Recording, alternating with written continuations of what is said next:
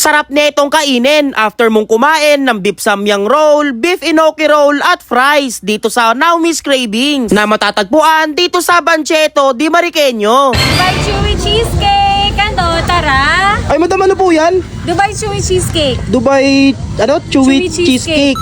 Anong pinagkaiba niya sa Dubai Chewy Cookie? May cheesecake sa loob. May cheesecake sa loob. Oo. Ang laki niya na, magkano po yan? Yes, 250 pesos. 250 pesos, quality po ba ma'am? Oo naman, pistachio ka tayo, tsaka ka tayo gamit dyan, di miswa. Uy, hindi miswa. Di miswa. Sige po, 250? Sige po, pa-order po ako ng isa. Sige. Pwede cut yan ma'am? Yes, cut natin para makita mo talaga yung nasa loob. Sige. Hindi yan miswa. Hindi ito miswa.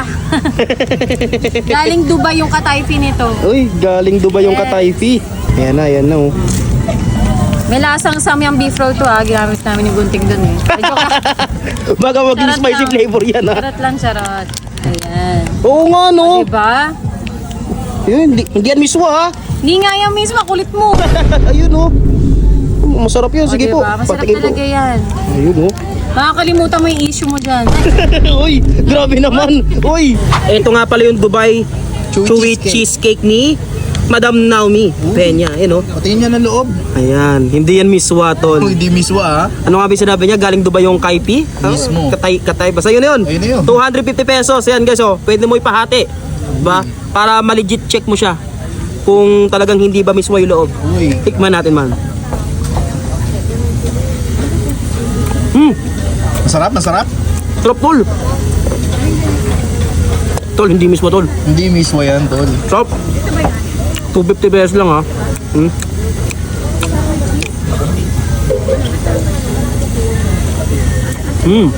Pag pumunta kayo dito sa Bancheto de Mariqueño, tikman nyo to, sarap. Tikman mo, sarap. Tikman mo. Oo, kayo dad. Pasok, masarap na, no? Hindi pa naman yan, masarap na. Kala ka. Namayin mo. Masarap na, no? Ano? Sarap.